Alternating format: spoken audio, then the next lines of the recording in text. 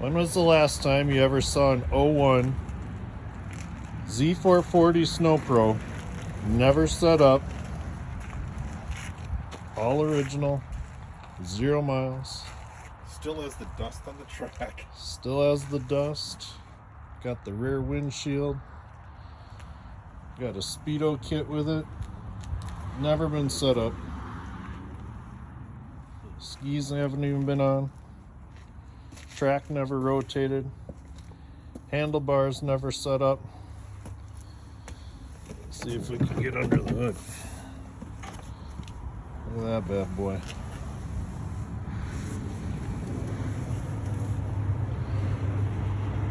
Still full of oil.